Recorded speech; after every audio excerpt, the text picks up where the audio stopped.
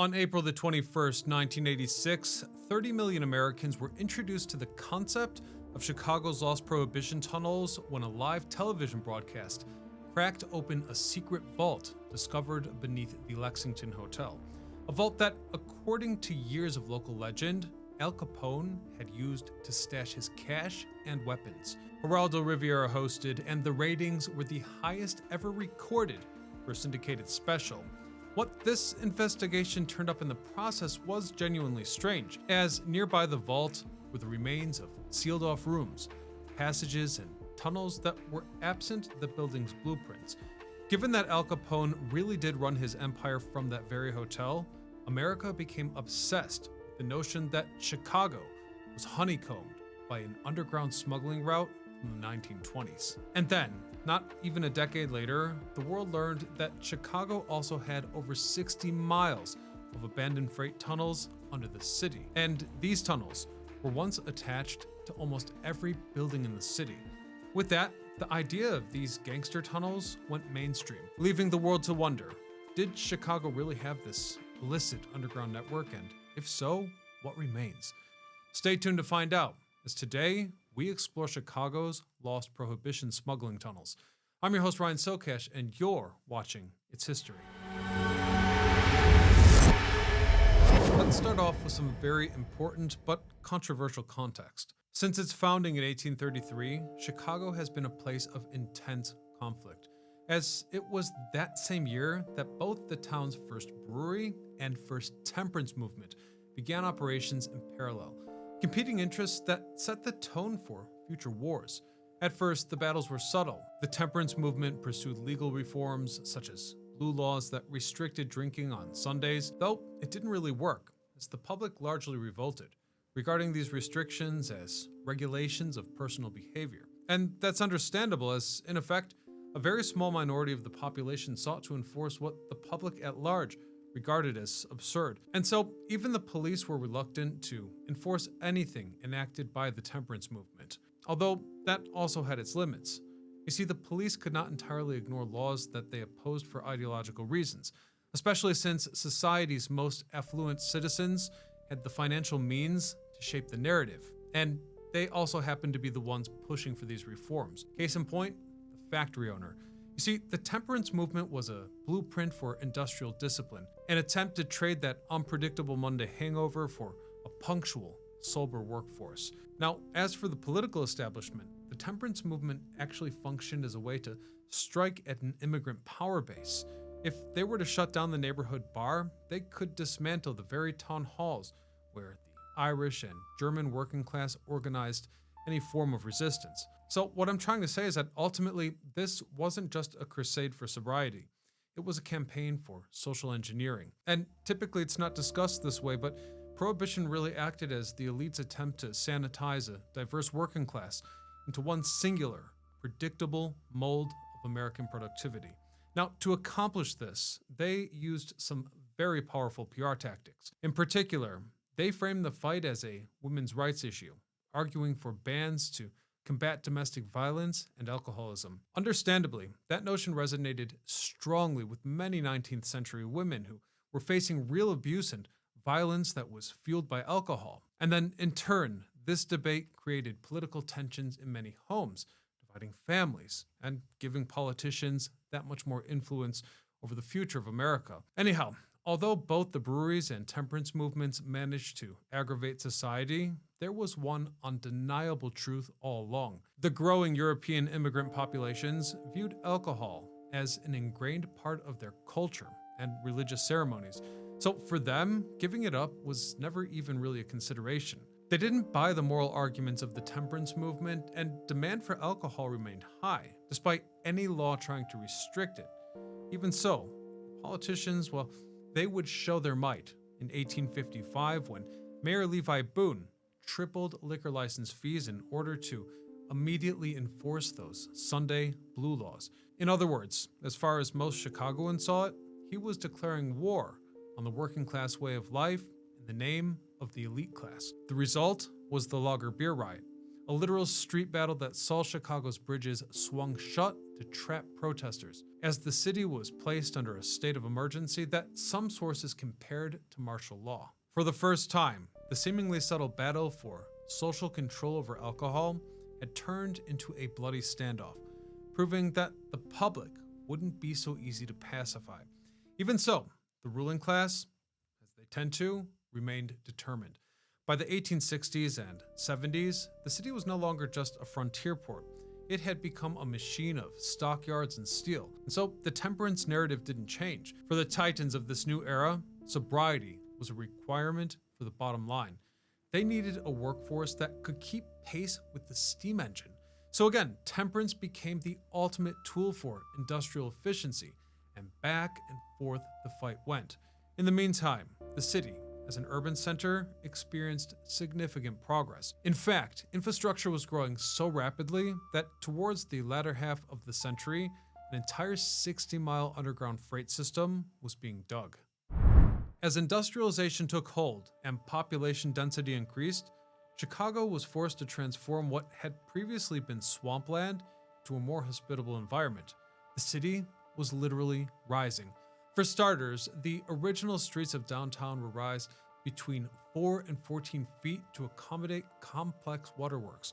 In some places, this massive undertaking produced a unique architectural byproduct called the hollow sidewalks.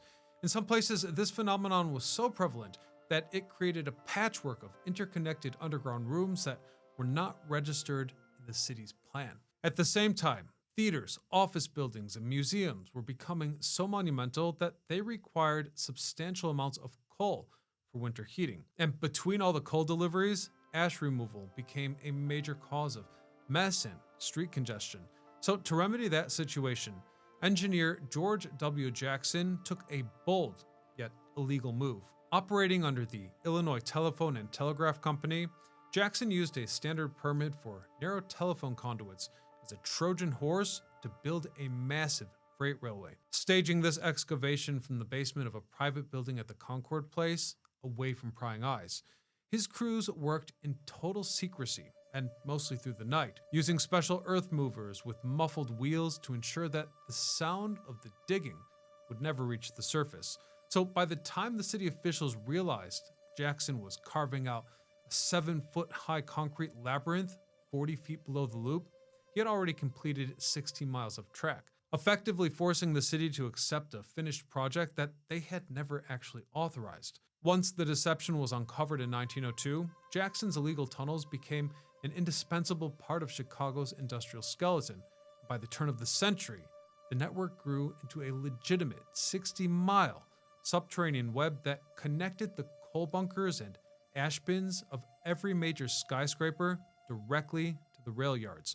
We did an entire video on this years ago, which I'll link in the description below, but my point is that the most important buildings in the loop, including clubs and theaters, had a direct connection to this system. And surprisingly, it wasn't the only system of its kind in Chicago.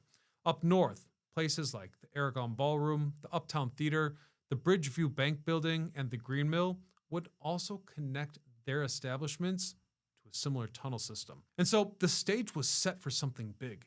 Chicago had both the ideological war over temperance and an urban center littered with all manner of underground spaces. And so when the powder keg blew, that war would head below. With the ramification of the 18th Amendment and the passage of the Volstead Act, alcohol didn't disappear from Chicago. Rather, it became an untaxed business. Criminals loved the opportunity since demand for booze spiked, and they became the only providers in town. So naturally, crime surged. At first, this new economy operated with remarkable ease. According to contemporary reporting, Mayor William Thompson, known as Big Bill, and key police captains were reportedly paid more than $1 million per month to look the other way. Though, as profits ballooned, greed crept in, and competition turned into warfare.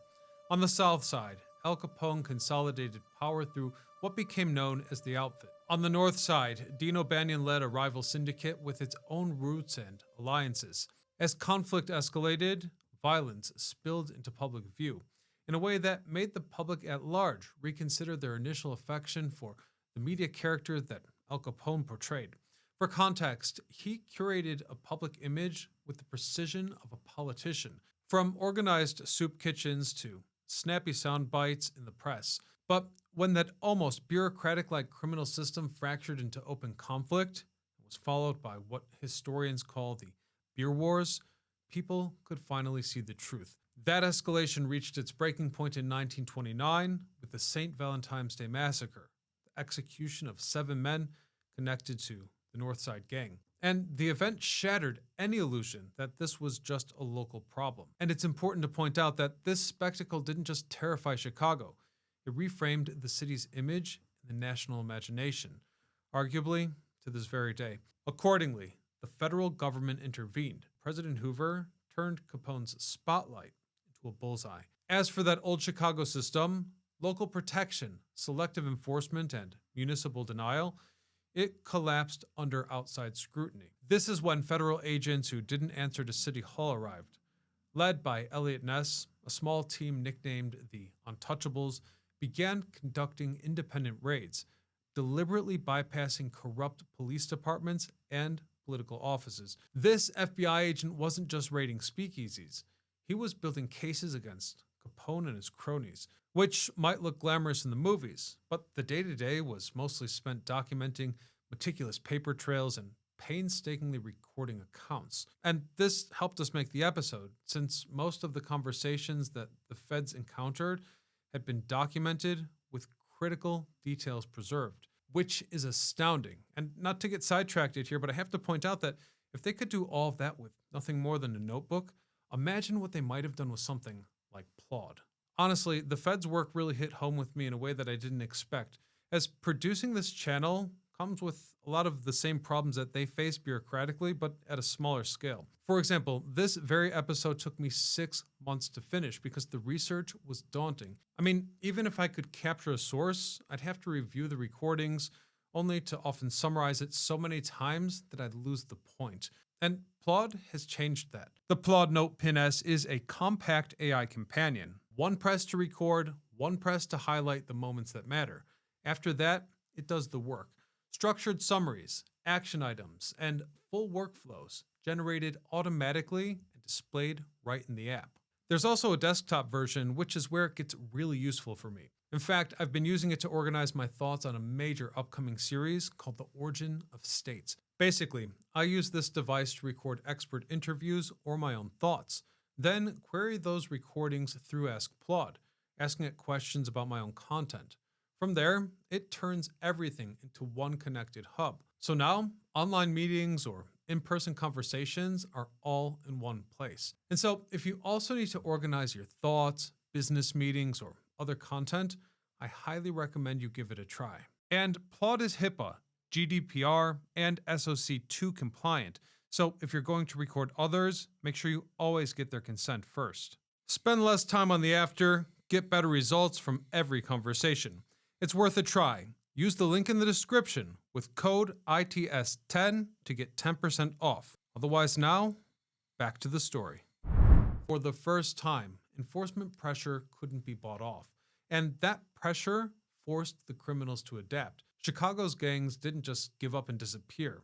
They moved out of sight. So in that context of Chicago with vast existing underground infrastructure and the insane Prohibition-era spectacle that had been playing out, the idea of so-called prohibition tunnels came into effect. And it needs to be mentioned that this topic has been widely debated and for the most part, academically dismissed. Even so, let's start Uptown. There's a network of tunnels connecting the Aragon Ballroom, the Uptown Theater, the Bridgeview Bank Building, and the Green Mill. During the 1920s, these venues were known gangster hotspots and thought to have provided clandestine infrastructure for the illegal liquor trade. Locals claimed that the gangsters used the narrow passages between the buildings to move their product, allowing them to bypass any police patrols on the surface. And honestly, it's a rather believable suggestion. The basement alone could have served as a safe haven for housing large liquor deliveries, whereas trap doors from the rooms above, such as the one located behind the bar at the Green Mill, allowed alcohol to be hoisted directly into the speakeasy. Furthermore, the same process could occur in reverse in a time of raid. The tunnel's tactical layout was designed to move coal and ash, but it could have also provided multiple exit points so that criminals could escape. Al Capone reportedly sat in a specific curved booth at the Green Mill that afforded unobstructed views of all entrances. So if trouble approached, he could quickly reach for the trap door leading down to the tunnel and escape to safety. Perhaps the most ingenious idea behind this particular theory is that tunnels like this could have also allowed massive movements of untaxed cash between unrelated businesses. Think about it. Theaters, bars, banks, all intertwined underground. In a way, this little area may have been its own economy. That type of solution is perfect for anyone wanting to avoid tax authorities. So, although the North Side tunnels are a speculative example, the theory is rather plausible. Timber Lane's bowling alley offers one of the most tactile and credible surviving examples of small-scale bootlegging infrastructure. Hidden beneath the lanes themselves, accessible through a hatch cut into the wooden floor alongside Lane 1, lies a low-ceilinged concrete space that the alley's longtime owner believed served as a contraband beer cooler during the 1920s. Chicago Magazine documented this space firsthand, where they descended a rickety ladder into a musty corridor cluttered with dust-coated neon beer signs and an old gumball machine. What they saw was precisely the type of operation that Prohibition historians point to as representative of how bootlegging actually worked in Chicago, not through some vast criminal railway network, but through practical, localized modifications to existing buildings, a hidden room, a cold basement, or a trap door under a carpet. A similar example of this can also be found at the Green Door Tavern in River North, which is arguably Chicago's most authentically documented surviving speakeasy. And unlike much of the city's Prohibition mythology, the criminal history here is on the record. The building itself dates back to 1872, erected just 1 year after the Great Fire by James McCall, using a wooden balloon frame construction technique that the city would promptly outlaw, making this one of the last buildings of its kind still standing. Story goes, in 1921, Vito Giacomo took over the building and operated a restaurant upstairs, while son Jack Nello ran one of the first speakeasies in downtown Chicago in the basement below. The establishment was frequented by gangsters and supplied with the illegal alcohol of Dean O'Banion, leader of the North Side Gang and Al Capone's chief rival. The name Green Door refers to the Prohibition-era practice of painting a door green to signal to those in the know that a speakeasy was operating inside, and that the operators had paid off the proper authorities to keep everything green and running. The original disguised basement floor from the Prohibition times is still in place today. Now it leads into a modern bar. The reason that the Green Door was so well documented is all about who was involved. Remember, Dean O'Banion was not a small name. Rather, he was one of the most prominent and reported on gangsters of the 1920s, a florist by day who ran the North Side Gang and controlled bootlegging across a huge swath of the city. So this goes back to the bureaucratic note-taking. His activities, associates, and business relationships were actively tracked by law enforcement and obsessively covered by the Chicago press. And when O'Banion was shot dead in his flower shop in November of 1924, almost certainly on Capone's orders, the subsequent investigations, grand jury proceedings, and newspaper coverage created an enormous documentary record that named his clients, his suppliers, and his distribution network. That's right, the Green Door, as a known O'Banion account, got pulled into the record not because anyone was specifically investigating a basement bar on Orleans Street, but because documenting O'Banion meant documenting everything he touched. It's a good illustration of how Prohibition-era venues got into the historical record at all. Rarely through their own paper trail, but almost always by proximity to someone important enough. And for the thesis of this episode, the Green Door beautifully showcases that these underground activities were happening, well, underground. The 226 Club on Wabash ran as a legitimate restaurant, but the real action happened upstairs in the balcony, which functioned both as a speakeasy and brothel. Though the logistics to make this operation possible happened in the basement below. Several accounts claimed that Capone controlled the club, and one detail that tends to surprise people most is that the alcohol wasn't hidden in some secret back room. To the contrary, it was served openly at the front of the house in coffee and teacups, because in Capone's Chicago, that was all the concealment you needed. Anyhow, when Prohibition ended in 1933, the place cleaned up its act, traded hands a few times, and became a pub in 1969, which it remains to this day. As for the tunnel connection, well, again, locals claim they're real, historians don't. From what I found, there is a so-called escape door in the middle of the dining room floor, and it's still there today. The family that's owned the building since 1982 recall playing in that passage below as kids, though more in-depth investigations concluded that those areas are now either dead-ended or bricked off completely. But in Capone's times, they may have been open and available for use. Do you guys remember how Chicago raised its entire street level in the 1850s to install sewers, leaving behind hollow patches of vaulted spaces beneath the sidewalks all across the loop? Well, that's the situation here. If Capone had underground passages, they were most likely existing infrastructure. Basements, sidewalk vaults, coal passages, and so on, that someone in the 1920s realized could make a very convenient escape route if the police came through the front door. And more interestingly, the same can be said for the Prohibition tunnels of the Lexington Hotel. Capone actually moved his headquarters there in July of 1928 and ran his operations from the hotel until his arrest in 1931. In addition to claims of bulletproof rooms, some also believe that the building was outfitted with multiple escape tunnels, claims that caught the national spotlight when the hotel fell into disrepair in the 1980s, and construction crews started finding things like walled-off subterranean chambers. This notion was so captivating to the American public that it produced one of the most watched television moments of the decade.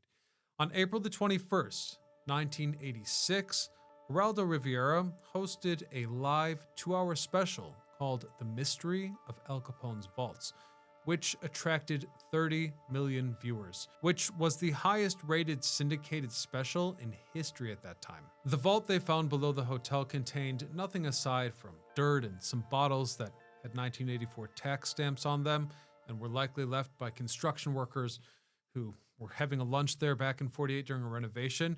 And to be fair, a historian had warned the producers beforehand that this would probably be the case, but that part of the interview was cut from broadcast. Rivera skipped the after party, drank tequila at a Mexican restaurant across the street, and believed that his career was over, though it wasn't. The ratings were enormous, but the vault became a punchline. But there was also a strange twist of fate, as the pre-show investigation did uncover something genuinely interesting.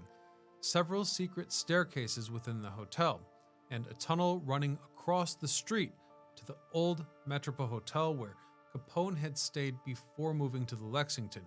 And crucially, reporters at the time noted that many of Chicago's downtown sidewalks were vaulted, with rooms beneath them used for storage by the businesses whose basements were connected, and that the sealed chamber in the Lexington basement, which was 125 feet long and about 8 feet wide, sat right at the same layer of pre-existing urban infrastructure. So you couldn't prove that Capone used it, but you also couldn't disprove it. But we'll never know the truth, since further investigations are impossible. The building was demolished in 1995, which perhaps can be a video in its own right, since it was on both the National Register of Historic Places and the Chicago Landmarks list. But that's beyond the point right now. The case of the Prohibition tunnels of the Lexington Hotel amplified the debate.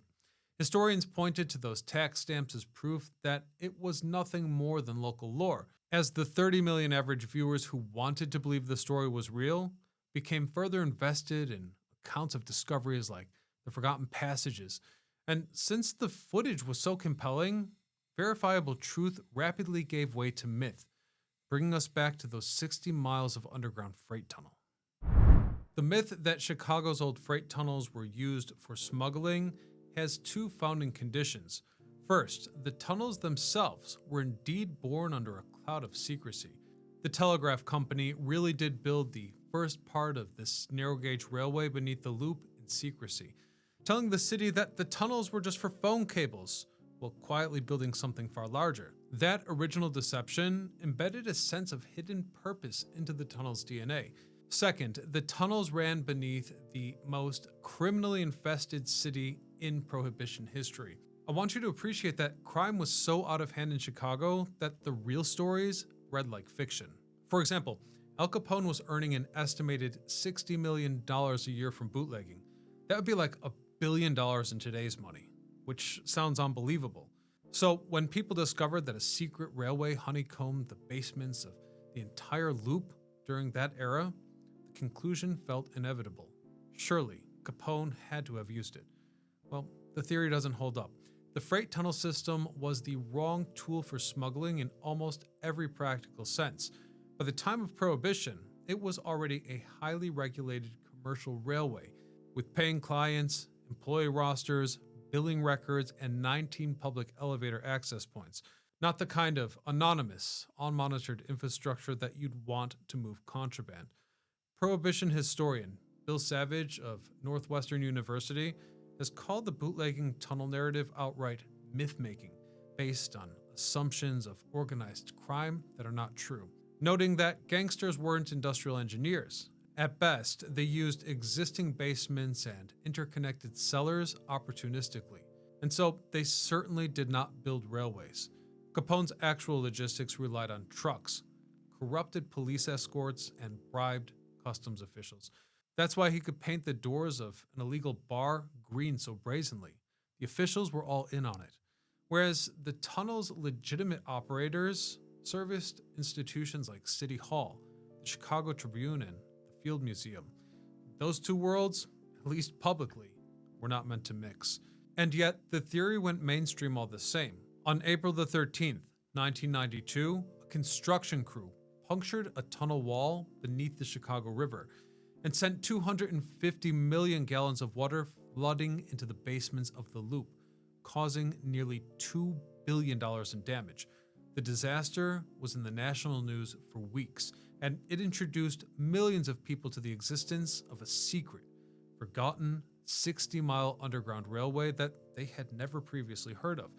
That sudden mass awareness landed in a culture already primed by things like the opening of the vault, the Untouchables in '87, and a broader nostalgia for Prohibition-era crime. So once the forgotten tunnels were famous, every non-academic tour guide and publication reached for the most dramatic conclusion available. They told people Al Capone used these tunnels to run booze. It was simply a better story than they removed ash and coal from Merchandise Mart. In conclusion here, I'd like to point out one fact that perhaps more than anything else could suggest that the underground infrastructure of Chicago was important to the gangsters of the 1920s. And it's not a sophisticated explanation. If we look to smuggling examples anywhere else on Earth, and from almost any other time frame, tunnels were almost always used for illicit activity. It's enough to look at the cartel's use of tunneling as a rather modern equivalent to the type of criminal institution that Capone ran, and ask yourself, could history just be repeating here? Let me know your thoughts on that in the comments section below, and if any of you are experts on this topic, feel free to get in touch with me and I'll host you for a live interview so that we could take a deep dive into the truth behind this matter. Also, before I wrap up here, I'd like to dedicate this episode to one of my mentors, the late William Russo. He was my inspiration for this episode, as when I worked for him in the Chicago Jazz Ensemble, we visited many of the places discussed today. And at the time, I didn't really realize what a deep connection those places had with the history of the city. But he always made damn sure to emphasize it, and in the harshest way possible sometimes. Anyways, thank you guys so much for watching. We'll leave it there for today. And until next time, this is Ryan Sokash, signing off.